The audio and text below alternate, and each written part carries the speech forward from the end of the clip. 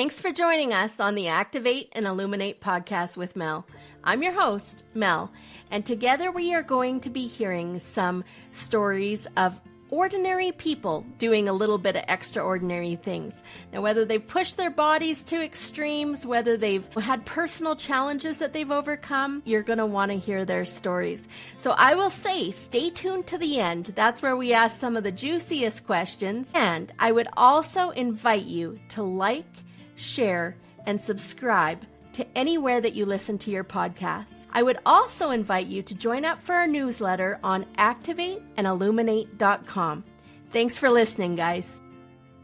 Today we are going to be listening to a lovely little firecracker from West Yorkshire, England. She currently lives in Canada with her husband.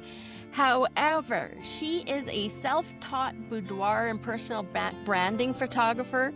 She's a makeup artist. She's a published author of 2 books, and she's a 2-time award-winning entrepreneur. Her tagline is "From Shy to Shining." So if you're looking for a little shining in your life, stay tuned for some of Emma's naked truth on confidence, on putting yourself out there, and essentially how to break out of our shell and how to be more authentic to ourselves. So stay tuned. I am so excited for you to hear this lady, Emma Wood. She is a confidence creator. And I tell you, she has got the biggest spark and biggest personality, and everything that she embodies is what our Activate and Illuminate podcast is all about. So she activates people, she illuminates people, shares people in their best light. And honestly, Emma, I'm so excited that you're here to share with us. I am so excited that you said yes to me coming on to this podcast. Yeah. Well, so tell us, I know you've got so much exciting things to tell us about. You've got a book launch coming. You've got some great things coming. But share with us how you got started. And really, like, as I was reading through your stuff, one of your taglines was "Shy to Shining." And Yes. Tell us about that. Tell us about how you got there, how you started, and a little bit about your journey.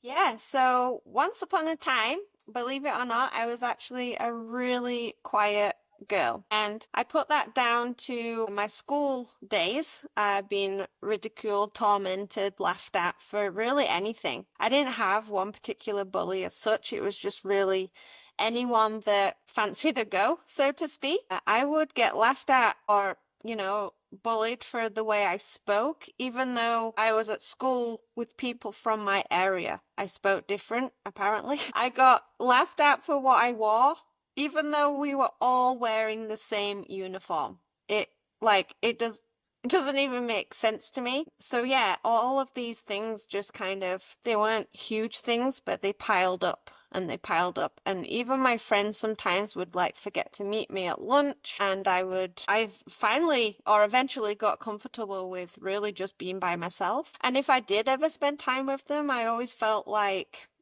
they were ignoring me or just didn't want to hear about what I had to say. So because of all that, over time, I somewhat retreated to the shadows, so to speak, and I became really quiet around my peers. At home was probably a different story. My mom doesn't think I was shy at all. And that just goes to show that because I had the love and support at home, I was a very different person. So although all of that happened, I was very much a doer. I've always been a doer, probably because of my upbringing. So it was always in me to do the things, try the things, even if I was going to be laughed at or picked on for it. So for example, non-uniform day, I would wear whatever I wanted to wear because that was who I was, and I would get laughed at every time. It never swayed me from wearing what I wanted to wear. And I think that is why I retreated to the shadows, because over there it felt quieter and just the eyes weren't on me kind of thing. Yeah, so because I have always had the courage to do the things, that's how my confidence was created. So I went from shy to shining. Yeah. Well, and now you help other people go from shy to shining. Tell us about that. Yeah, so I honestly believe that really, if I can do it, anybody can do it. So I am in the process of, well, I'm not in the process of writing a book anymore. It's written, it's edited, it's just in with design work right now, and it's going to be published in June. And essentially, I have taken all the things that has helped me go from that quiet girl to the confident woman that I am. And I have put together like journaling prompts and practical exercises because, like I said, it's in the doing. That's how we create confidence. We can dream all we want. If we're not putting in the steps, putting in the action, then we're not going to create the confidence that we want. So I've put that in the book. I've also sprinkled my story throughout the book, and I invited other women in my community to submit their confidence stories because it's not just me that has, gone on this journey. Everybody has a journey and we're all different. So I wanted to put all these different stories in the book because some people are going to relate to others more than others, kind of thing, right? So it was important to me to help others share their voice as well. Awesome. So tell us what you do. Well, I'm a boudoir and branding photographer for women, and that I've been doing that since I started my photography career, which happened to be the same year that I moved from England to Canada, because obviously moving to a whole new country wasn't complicated enough. I needed to start a business as well. And back then, honestly, I was just a girl with enthusiasm and a camera. I didn't really know what my next chapter was going to look like. A whole new career before I left England, and I just knew that I didn't want to do that anymore. So What was that? I was a police officer. Okay. Yes, very different, very different. So, helping people, honestly, I don't know. I just felt like some people are just not open to that help, and that was very frustrating. It's also a very negative job, and I'm very, very much the opposite of that. So for me, it was very important to find something that was going to be more in alignment with me and my values, to be more in alignment with the positivity and the joy that's within me. And I really wanted it to be creative. So I kept thinking of the idea of being a photographer and also laughing at the idea because how do you make money at taking pictures? Like, to me, it was just a hobby that I'd had since I was a child. So I was like, yeah, how can this be a business? I just couldn't let go of the idea though. So I was like, what the heck? Let's run with it, see where it goes. And if it doesn't succeed, then I move on and find something else. And so that's why I say I was literally a girl with a camera and enthusiasm because I really didn't know a whole lot about photography other than I liked it. So I am self-taught in photography, and I have been doing that now since the end of 2011. So quite a few years. And I was photographing anything and everything when I first started. And it wasn't until, I think it was like 2014, so a couple of years after starting, that I actually experienced my very first boudoir shoot in front of the camera. So I'd actually been photographing women for a good couple of years and realized, oh my goodness, I've never actually experienced this for myself. I mean, other than my sister and I playing around with the camera and lingerie and making calendars for our boyfriends at the time, we didn't even know it was called boudoir back then. But yeah, so I experienced boudoir properly and professionally for the first time, and I was so nervous. And I'm like, why the heck am I nervous? I'm a boudoir photographer. Like, I'm photographing women. Why am I nervous? Like, I know what to expect. And what I've come to realize is it was 20 years or so after the bullying and all of that, and the time that I retreated to the shadows, and I feel like I was somewhat still hiding. So being in front of the camera was like, oh my goodness, I'm going to be seen. I'm going to be wearing less clothes. So that was a little terrifying. Yeah. So I did it anyway, obviously. And honestly, within within minutes, I was having a blast. Like, I was having so much fun. Like, I hadn't even seen a single photo yet, and I knew that I wanted to do it all over again because I just, I felt so confident. I felt beautiful. Like, my husband really does give me lots of compliments, and I think sprinkling those in has really helped.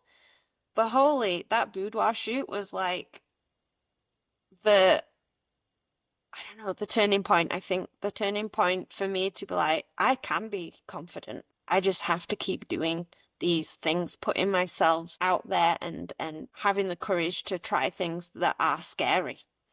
Um, yeah, so in that moment, that's when I realized that I wanted to pay all those feelings forward to other women. And I slowly let go of all the other things, like photographing babies and weddings and families and all of that. And eventually solely specialized in women to to give them that experience that I had. Well, beyond actually, because when I had it, even though I got a lot from the experience, I wasn't going in necessarily for the experience. I was going in, like most people, for the pictures, right? But it was in the moment that I realized it was way more than about the pictures. So I really focus on creating an experience for women so that the pictures are almost an afterthought. They're a souvenir of the day that they've had with me, but mostly with themselves, discovering who they are and that kind of thing. So, what do you think, other than the confidence that you talk about, what do you think having that one boudoir shot, one boudoir picture shoot started in you? Like when you said it allowed you to do other things, and like, can you pinpoint any other hard things that you were able to accomplish as a result of starting that? Oh yeah, many. I always had this dream to build a house in the country, and my husband and I were able to do that. Obviously, there was lots of limiting beliefs there, like, oh, how we're going to be able to afford the land, build the house, where do we even start, that kind of thing. Did you guys self-build?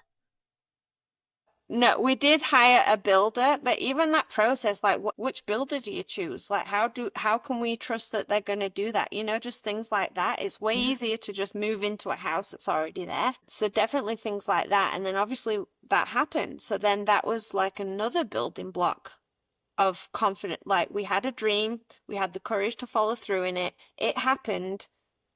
It was another way of creating confidence. Believe it or not, I had a huge, huge fear of speaking in public.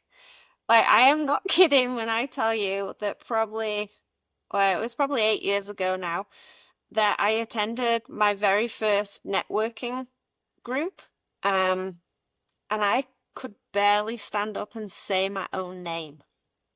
Like that Wow. was terrifying to me. Like I literally was shaking, saying my own name. I'm like, what is happening?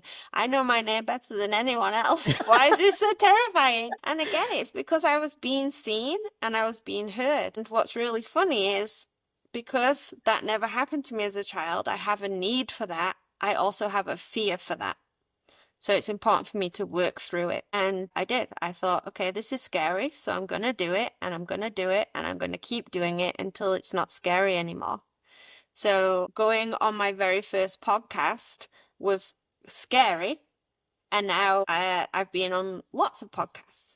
Going on my first stage was scary, even though I'd been on podcasts. And now I've been on a couple of stages. So you just got to keep doing the things, even though they're terrifying.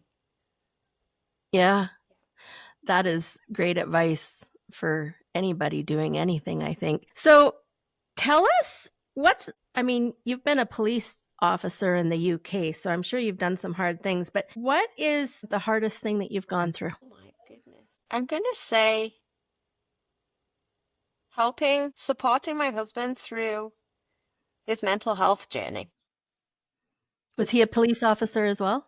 He is currently. Yeah. Yeah, he still Okay. is. So we did meet back in England as police officers, and then uh, yeah, we came over to Canada and he continued that career. And in 2017, he was, well, not responding, but there was a call to say that there was a drunk driver on the road. And he was in the area and he came across this drunk driver and he just dealt with it like he would any other drunk driver kind of situation. And this guy was armed with a knife and it was icy. And my husband is taught to withdraw when there's a knife and then, like, you know, gather his composure and his thoughts and all of that. So he did that, but because it was icy, he slipped and he ended up on the floor. And this man came at him with a knife. And he had to go through that. He had to draw his weapon and deal with that, right? So that was traumatic for, obviously for him and like for me, because I, funnily enough, went through these feelings of I wasn't there for him. You know, I couldn't, I was helpless, so to speak, which sounds a little bit ridiculous because, well, yeah, I wasn't there because it's not my job anymore. I don't know if it was, you know, police officer me like stepping in or wife me or what it was. Where he went back to work pretty quickly after that.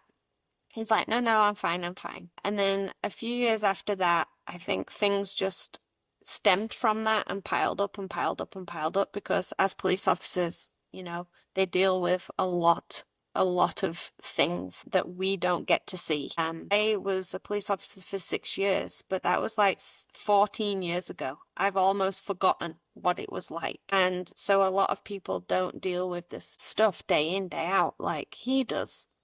Or they do. So yeah, it was 3 or 4 years ago. He actually ended up coming away from work for 18 months with PTSD, anxiety, and depression. So obviously that takes a huge toll on him, physically and mentally. And because obviously we live together, there's a lot of challenges for myself as well. And having to...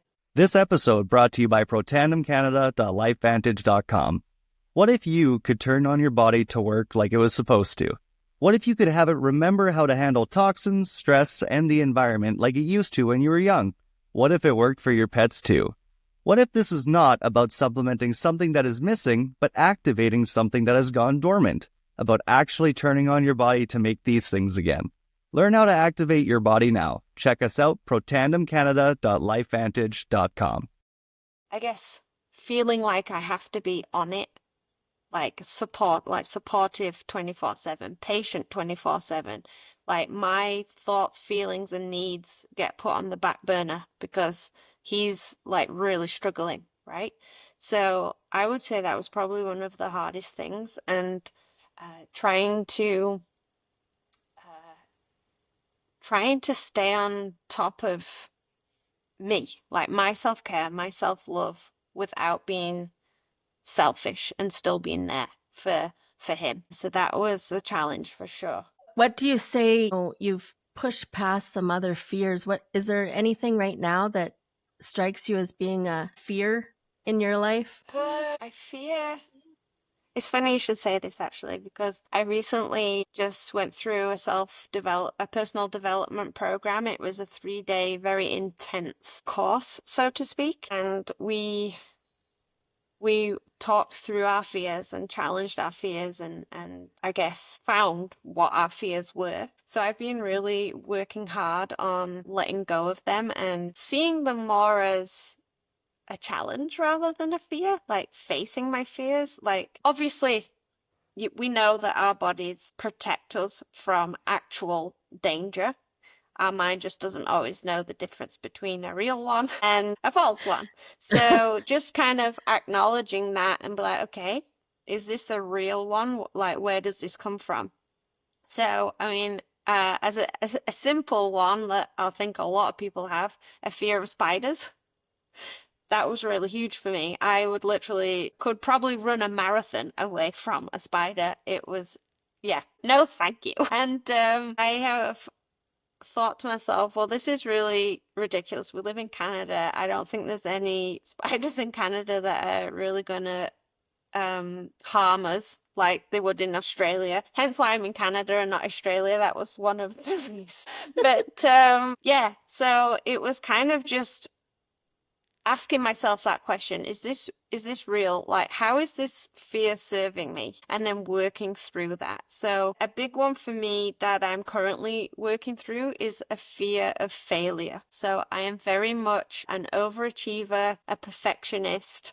That definitely I now know comes from my childhood, not necessarily the bullying part, just my upbringing and the high expectations that were put upon me to like have good grades and be a good girl and do these things. So I've realized that because of that I now have that perfectionism in me, and obviously because of that there is the fear of failure attached to that. So I'm very much working through that. Yeah, just by reminding myself that it's okay. Like, I'm literally telling people all the time, nobody is perfect, right? Nobody is Yeah. perfect, and that's okay. That is what makes us us. So I'm constantly telling people within my community and really whoever wants to listen. So I got to start listening to myself, right?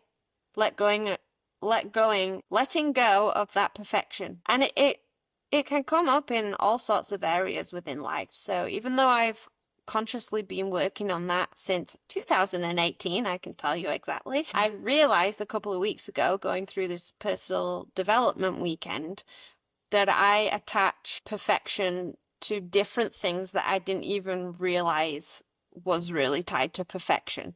Like, for example, when I'm communicating with my husband more so, just because obviously we're in each other's lives daily. So we're communicating with each other the most, and just the high expectations I put on him. So it was, yeah. So this weekend that I did was like a little light bulb moment of like, I've been working on like things like I don't know, my social media posts, like I want them a certain way. So I've been letting go of not having them a certain way. If somebody invites me to be a collaborator of their post, I would be like, oh no, I can't accept that collaboration because that's going to mess up my grid. Yeah, exactly. So or I have a certain way, I have a certain template in which I post. So like I post Monday to Friday and each day is a different thing.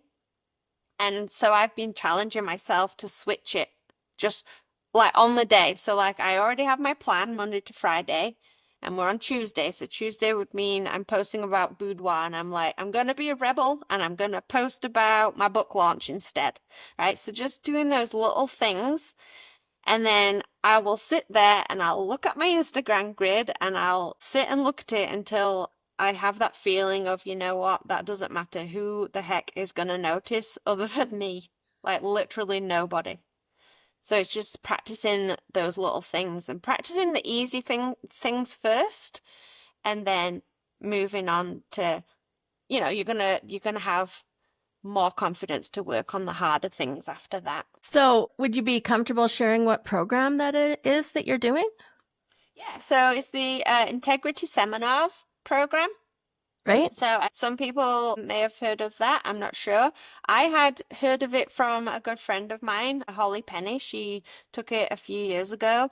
She's been talking about it pretty much since I met her. I'm giggling to myself because when she was telling me about it, I was a little arrogant, so to speak, because it was a personal development program. And I'm like, I've been working on myself for all these years.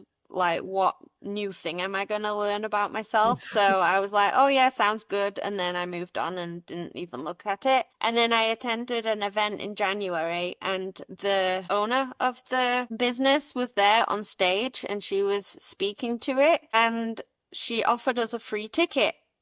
So I was like, I like free. I'm also a very curious person. So I'm like, okay, I want to check it out. So then my friend Holly, she was like, I can't wait to hear what you get from it. Because obviously when she did it, she was at the beginning of her self-love, self-discovery journey. And I had been doing mine for a long time already. So I guess I was curious too. So I was a bit like overwhelmed by how long the days were. And as soon as I stepped in and we started doing the work, I completely forgot how many hours I lost track of time basically. Like I had no idea. And I wasn't exhausted, which I thought I would be, considering the amount of time we were working on things. I was so energized and I learned so much about myself. And that was a little, yeah, I guess that was a little kick in the butt to say, there's always more to learn. And a reminder to always be curious, which is a part of a couple of my core values. And yeah, so integrity seminars, and they run different levels in the program and all sorts of different things. And it's all to do with self-development, confidence, communication, all of that. It's amazing. Amazing. Well, thank you for sharing that. Welcome. So tell us, like, if you had to, like, sum up your book in, like, a few key concepts, what would it be? Well, let's see. Honestly, it is a guide to helping women create confidence in their lives by doing the things. So there's quite a few chapters, and so this little intro is into what the book's all about, a little bit about myself, what confidence is. Confidence is very much tied to like our skills and abilities and that kind of thing. And self-esteem is more to do with our self-worth and our limiting beliefs or our beliefs within ourselves. But in the book, I've kind of mashed them both together just for ease. And so the first section of the book is all about fear. So fear is what stops us from creating confidence. So there's various chapters covered in there, things like we fear failure, we fear the unknown, we fear all sorts of things. We fear, we have the inner critic. So I talk a lot about our inner critic and where that comes from and how we can overcome that. And once I've moved through the different chapters of fear, we go into the section of change. So change is how the confidence is created, right? So there's different chapters in there about embracing what our bodies are. We're all different. Embrace what it is. That doesn't mean don't go to the gym and stop eating healthy. No, you can carry on with your health journey. But loving your body while you're doing it really is going to assist you because you're not going to have that stress or that mental block on getting there. Trying new things, having the courage, all those things that are really going to help you bust through and make a transformation in yourself. That's the biggest section of the book. And then we go into the last section, which is about maintaining and sustaining. Because confidence is not, oh, I'm there. I did all the things. At the end of the book, I'm confident now. Yes, you will be. And if you stop doing the things, you're going to go back down again. So it's all about keep pushing your boundaries, keep your boundaries in the sense of your comfort zone, not, your boundaries of hard no, hard yes kind of situation, but stretching your comfort zone. You've got to keep doing that because obviously throughout the book, your comfort zone's going to get bigger and bigger, right? It can also shrink if you stop doing the things. So it's all about giving tips on and how to pursue that. Like you could go through the book again. That's totally okay. Or now that you've learned these different things, or we go through goals. What are your goals in life, right? So having that written down list of dreams, goals, plans, whatever you want to call it, is like have that at the forefront of your mind and work through them. Every time you work through your dreams and your goals, you are creating confidence. So that is what the book is all about. And I feel like on the side of that is every time you put out a goal or a dream and you don't think you can do it or you don't try for it, you lose trust in yourself, don't you? Yeah, absolutely. It actually makes it worse when you say you're going to do something and then you don't do it. Yep, that's exactly right. And this is why it's important. Actually, one of the chapters in the book is about celebrating celebrating yourself, celebrating everything you do. So this is how achieving a goal is more obtainable, and you're going to have more trust in yourself. Because let's just go back to the fitness goal, right? You want to go to the gym and you haven't been in years, or maybe you've never been ever, right? That is a huge thing to suddenly say, I'm going to go to the gym every day. Well, no, that is not gonna, you're gonna fail at that miserable. I shouldn't say that as a blanket statement, because some people might be like, yeah, let's go, let's do this. I don't think it's sustainable though. So break that down. Okay, so your ultimate goal might be going to the gym 5 days a week. What is your first step? Well, your first step might be literally putting your clothes on, or even shopping for gym clothes because you've never owned any. That is your first step, right? And so you buy your clothes, you put them on. Then you're like, okay, I put them on. I can't go to the gym. It's still a win. You put your clothes on. Like, you've got to celebrate that. Whenever you celebrate the little wins, you're filling up your trust cup. You're Yeah. trusting yourself more, because you're like, well, my goal was to put my clothes on and I did it, right?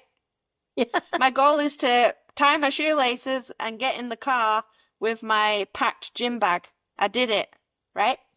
And maybe you do that for a few days or a few weeks, and you're like, okay, I keep winning at this. I've got the next step. So the next step might be even just researching which gym you want to go to, or what exercises you want to go to. You haven't even stepped in the gym yet. You're still putting in these little steps to get in there. And that's a win. We've got to celebrate them all. Yes. I so resonate with that story. So about a year and a half ago, I had thought for years about going to the gym, but I hadn't. Like, you can think about it for your entire life, right? Yeah. And so I happened to drop my car off at a business near there, and I was getting my windshield fixed. And so I had this time to kill. And I'm walking past, and the gym door was open. And I was like, oh no, like, do I want to go in? Like, it seriously, like, it took me so much effort to get it. And then I realized afterwards that they actually had a sewage smell in their gym, and that's why the door was open. And I was like, well, see, like, I think that happened just for me, because otherwise, I promise you, I would not have gone into the gym. And I would have rather spoken in front of 5,000 people than to, like, I was so scared. And then even once I did go in there and then I decided, okay, I'm going to, look into this personal trainer and do different things. And even once I did that, the clothes, I was like, what do I wear? What does one wear to the gym? Because I hadn't been there for a long time. And honestly, the clothes and the shoes could have tripped me up so much, because I was like, and it's like I have running shoes and I have different things that I can wear, but just the thought of getting, like, it could have easily done that. And so anyways, a year and a half, I've been going to my trainer for 3 times a week. Amazing. So did you celebrate walking through the door and then figuring out your clothes? Did you celebrate all those little steps? Well, I felt like, just honestly, by being there, and just, she was so supportive, and such a supportive journey, that we did celebrate it in different ways. Like, it was, but when you talk about confidence, is I realize in that moment of doing that was that I was then able to push myself in other ways. Like, I don't know if I would have had this podcast had I not walked through the doors. I don't know if I would have done other things in my life had I not walked through the doors. And it just, yeah, it was a moment. So thank you for sharing that, because Oh yeah, it resonates with me. it's amazing the ripple effect that you create, not just within yourself and doing other things, but around you too, like within your community. People are going to notice, oh my goodness, like Melanie's doing all these things, and that's inspiring to the people within your community. And I think sometimes we just overthink things. Like, you were like, oh my goodness, what do I wear? 100%. Like, Like literally, my husband sometimes he's like, oh shoot, I forgot my gym wear. Instead of skipping the gym, he just wears his jeans or whatever he's got on at the time. Like the clothing really doesn't matter, does it? No. That's not part of why you're going to the gym. So it's funny how we overthink things and get into our head and make excuses. Just do it. Well, and it was interesting because for the first few months I was there, like, so I had running shoes, but she basically said that my gait and my stance and stuff and my positioning was much better without them. And she's like, so for the first few months I was there until I got some specific shoes, I was actually just going barefoot or like with socks or whatever, right? But I wasn't even wearing shoes. So the whole idea of shoes tripping me up at the beginning was like it wasn't even a reality by the time I got in there. Yeah. Yeah. And So, that's it. That's the case for most right? things, right? Yeah. It Yeah. really isn't the reality that we're making up in our head. No. So what would be your best, like when you think of all the people that you've worked with in doing boudoir shoots, and I'll be honest, I've never had one. And I have some hangups probably about it. I would be like, okay, well, what's the point really? Do I need it? Like, do I want like a naked picture of me on the wall? Probably not. But like, so I have some of those personal hangups, but tell us, some of your favorite examples of people that come in with maybe some of those personal hangups like I have and what they've been able to accomplish and what they've been able to transform themselves through. Yeah. Well, you know what? It's really difficult trying to pull one or two because this happens a lot. I find that clients might be coming to me because they want nice pictures and then they realize it wasn't about the pictures at all and the experience was what they needed. So I have a client. She's actually an ambassador of mine now, Effie. She started following me on social media a couple of years before she even reached out. I had no idea she was there, creeping from the shadows, so to speak. Like, she didn't like or comment on any of my things. I had no idea she was there. And then she reached out this one time and she finally booked in for a session. And that year, she booked in for 4 sessions. Now, they weren't all solo sessions because I do host group shoot events as well. So she mixed it up a little bit. She had one-on-one time with me and then she attended group shoot events and was part of community that way. She did 4 sessions and I was like, wow, you've literally... So she'd been watching for 2 years because she had been like, oh, do I do this? Do I say yes? Do I commit? And then she committed, like she really said yes, like she was all into all the things. And that was amazing. And I asked her, like, Effie, like, you've done 4 sessions this year. And she's like, yeah, and I plan to do more next year. She said, this is therapy for me. And that literally, that one, I was like, this is exactly what I've been trying to tell people. It really isn't, it's not about the pictures. Like, yes, people will say, oh, what am I going to do with the pictures? I've got no one to give them to, or I'm not going to put pictures on the wall. Why would I want a picture of me on the wall? Well, yes, you do have a person to do this for, you, because this is like the ultimate gift that you could give yourself of like, I am worth this. I am a priority in my life. I deserve to feel beautiful, celebrated, confident, whatever you want to feel. So I actually put a pre-session questionnaire out there for my clients. What do you want from this session? And there's, they can give their own answer. They can choose like some answers that I've given and that kind of thing so that I know what they want from it and so that I can ensure that that's what they get from it. This isn't really boudoir related. Well, somewhat. Sometimes when I host events or retreats, we do a self-love craft, which is essentially like a vision board. You basically put all the words that positively describe you. You put them in a heart. I usually do it through the alphabet, so they have to do 26 describing words using the alphabet.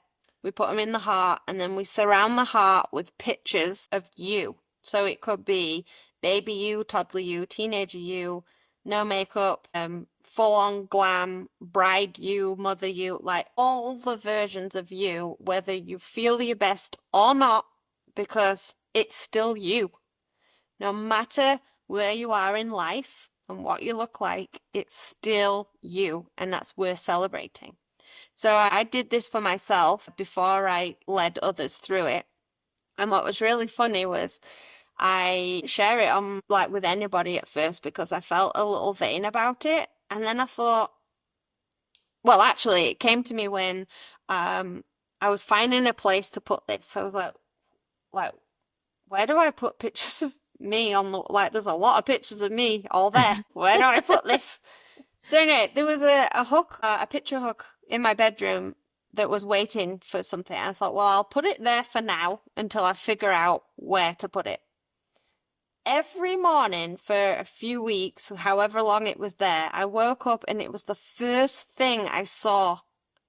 And it put a huge smile on my face because I was like, all of that is me, like in all stages of my life. Like it was such a confidence boost for me to see all of those pictures. And that was the moment I realized that's not vain. Like, how is it vain when like that is doing something really positive for me? That's like bringing me joy throughout the day, right? So when I hear women say, what would I do with a picture of myself on the wall? Why do I want that? Well, because it's going to be that reminder that you are that beautiful, confident, amazing woman. Like, why wouldn't you want that reminder? Because we don't always see it in the mirror. So sometimes we need it elsewhere. Do you want to hear a funny story? I'd love to. So I created this picture wall on one of my hallways, and I worked a long time getting all the placement of each things, and I went and got the frames and didn't fill them full of pictures. And sometimes I'm a fast with ideas and slow to implement, or I lose steam partway through.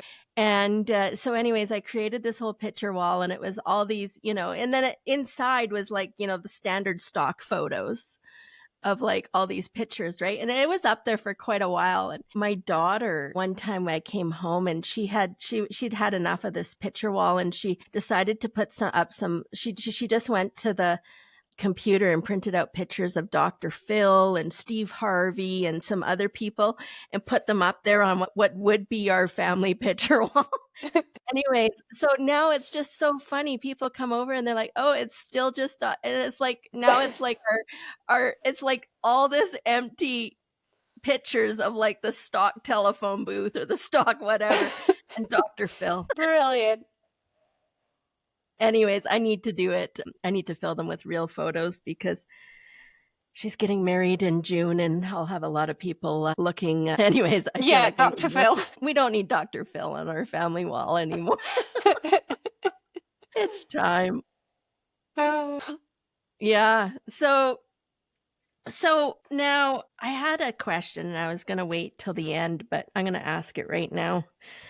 Emma, I heard, now you don't have to answer this if you don't want to, but somebody, when we were at an event together, told me that when you actually do boudoir photos that you actually get naked with people sometimes. Is that true? That's hilarious. Yeah. Yes. Okay. So it's happened one time.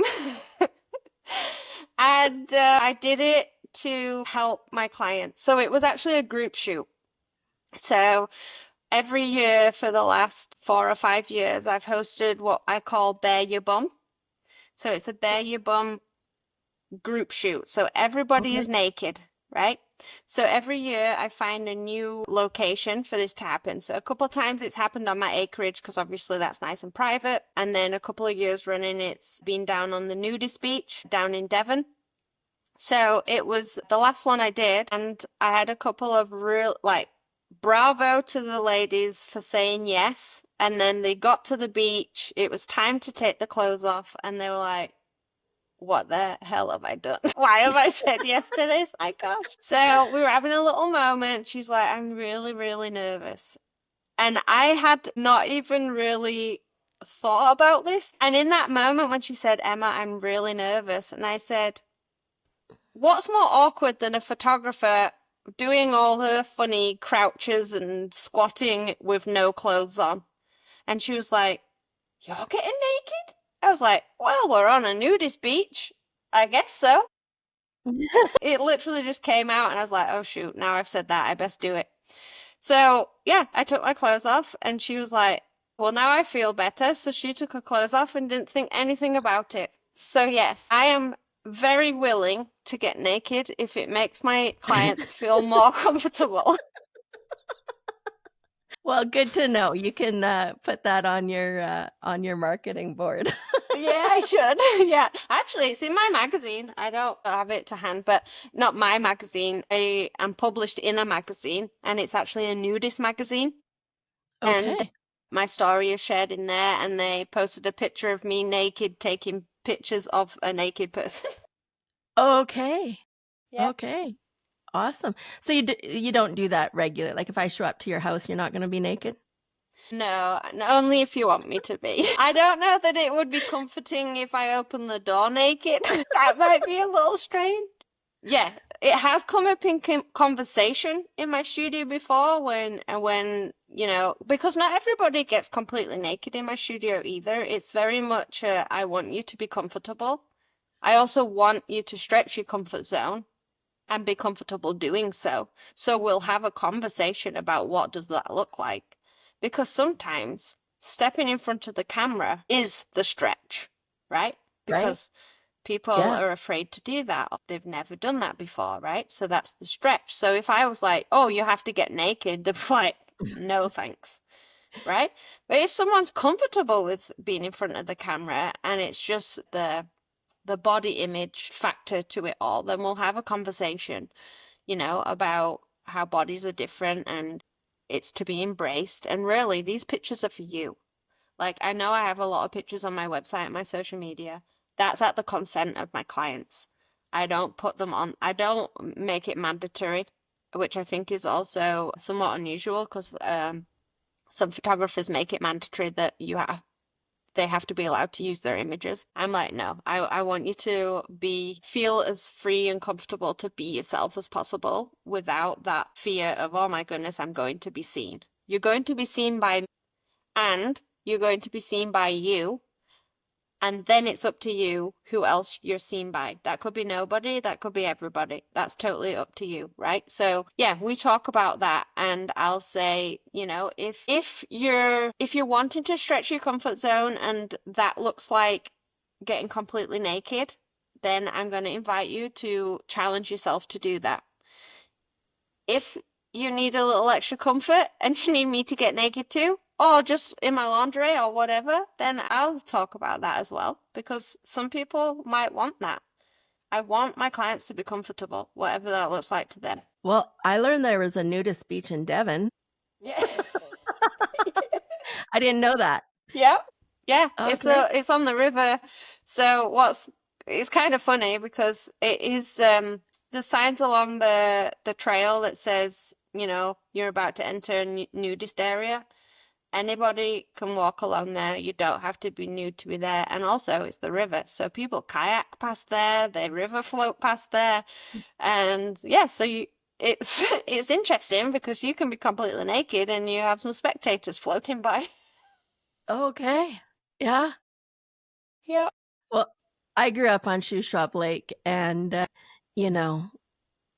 don't know, growing up on a lake, you always, there's skinny dipping moments, and there's, we didn't have set beaches, but I feel like as teenagers partying on Shoe Shop Lake, there was always opportunity to, if you wanted. Yeah. Yeah. So, anything else that you would like to share with us? One of the questions that I had come to my mind as you were talking about this, do you have any fears that when you talked about what you were working on a little while ago, do you have anything that is a big thing for you left to conquer that you feel like you need to work on or that you want to? This episode brought to you by bizbloomer.com. BizBloomer.com is your friend to small and local businesses, a platform and directory that provides exposure and support to small ma-and-pa type stores or local entrepreneurs, helping them make an impact in their own local communities. BizBloomer.com is taking the corporate out of business and helping small businesses become relevant and essential again. Businesses can get started for free. Search for BizBloomer businesses in your area. Check them out today. BizBloomer.com. That's BIZbloomer.com. Nothing is coming to my mind as something that I haven't touched. You know, everything that I feel like I'm already acknowledging it and working through it. So no, I don't necessarily think there's anything yet to start working on.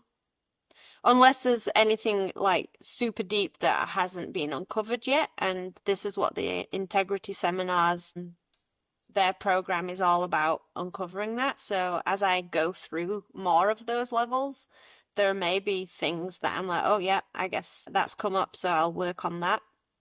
But everything that I am consciously aware of are things that I push through. So Good for you. obviously we've spoke about my fear of public speaking, which I started, I guess, acknowledging and working on roughly about eight years ago. And yeah, my abilities to be able to speak publicly grew and grew and grew. And then I feel like there was a bit of a break in that. So this year I promised myself that I would get back to putting myself out there and, working on that confidence muscle, exercising it. And although it's been a little while since I've put myself out there, the nerves aren't the same. So a podcast is a little different to going on stage. I feel like the next time I'm public speaking on stage, there'll be a few nerves there. Coming into this podcast, I just felt excited to be able to talk with you. Yeah? Yeah. Me too. Me too. One of the questions I had for you that I didn't ask you yet was what brought you and what made you decide to move? You talked about Australia or Canada. Like, what was the decision just to leave England, or like, tell us what brought you to Canada? Yeah. Essentially, my decision was to leave England. I have my old journal, my old diary somewhere that says emigrate. I wrote that when I was, I don't know, about 14, I think. At 14, I had this desire to leave England. My husband and I met, and we were actually friends for a good 3 years before we actually started dating. Well, funny story, we had our first date, and then we had our second date 3 years later. Okay. Yeah, and a whole new life in between. That's a story for another day. So anyway, yeah, it came up in conversation just like as friends. Really, and he had the same desire. It was super awesome. So he'd thought about Australia, and I'm like, yeah, I guess so. Just because we knew of friends that had moved to Australia with the job. And I was not really keen on the creepy crawlies that Australia has there. So I'm like, I don't know if Australia is the place for me, but I'm willing to look into it. So anyway, we started dating eventually, and when it became serious, we approached this topic of conversation again. And we were like, if we really still feel strongly about this, why are we not doing it? So we looked into it. We asked colleagues of ours that were ex-military. They'd traveled the world a lot. We asked them, where's your favorite place that you've ever visited? And the majority of them said Canada. So we're like, okay, let's look into Canada. There's no creepy crawlies there.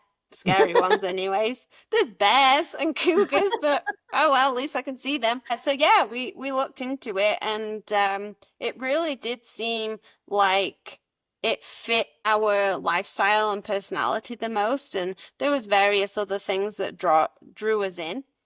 So yeah, we looked into what's the quickest, easiest, and cheapest way for us to get to Canada. And it was applying for the police service. And the only police service recruiting internationally was Edmonton. Really? So, yeah, Calgary had just closed the doors on the applications for international recruits. I'm not sure about the rest of Canada. I don't know if they ever have or what the situation was there, but Edmonton was the last opportunity. So we dove right in, both put our applications in. We both got them accepted and invited over for interviews and tests and all of that kind of thing, which we did in 2009. My husband passed all of the things. So he basically had a job offer. We just had to work through the visa process, which took almost 2 years to get through. It was a little bit stressful and we got there in the end. So yeah, we've been here, 14 years exactly. We're just over. Yeah. So is all your family still back in England? Yeah, everybody. We just moved here just together. We knew absolutely nobody other than there was one lady, Treva. She is who we call our Canadian mom. She was introduced to us from a friend back in England. They're distant cousins or something like that. So we were emailing backwards and forwards for a little bit. So it was really nice to feel like we had at least a connection. Like we literally had one connection. We knew nobody else. And I guess that would be another pivotal point to my confidence, a pivotal moment, because to talk to people. Like, was I going to just live my life having my husband as my only friend? How would I build a business if I can't have friends or clients? Like, that was really the push I needed to step out. Like, it's funny to say, I was a police officer for 6 years, and that wasn't that wasn't the confidence creator in my life. Probably little bits, but I think it was mostly fake it till you make it situation, really. And moving to Canada was like, no, I can't live life with no friends and no community, and I can't build a business with no clients. So I had to push myself to talk to people. And yeah, I now have lots of friends. Yes, you sure do. Well, you know what? Thank you so much, Emma. I just want to say that this has been an amazing conversation. And for anybody out there, I know we're going to put some of your information in the show notes as far as how to book with you and how to, or, if they just want to connect. And I'm hoping that once your book is released, we can also add that to there because I'm really excited about that. But thank you just for being, I was going to say a shining example, but great example of shy to shining. I would just, implore anybody that is, maybe thinking about doing this, even though in all honesty, I haven't done this with Emma. Who knows? Maybe one day. Yes. One step at a time. But I have heard amazing things about you. And this has just been such a fascinating conversation on the whole concept of courage and pushing us in our comfort zone. So thank you so much. You're so welcome. And thank you for having me on your podcast because, even though I guess activate and illuminate are not words that I have necessarily brought into my vocabulary within business, they're definitely words that I live by for sure. So when we connected and when we were speaking about your podcast and then you told me what it was called, I was like, sign me up. I went all in on that. So thank you very much.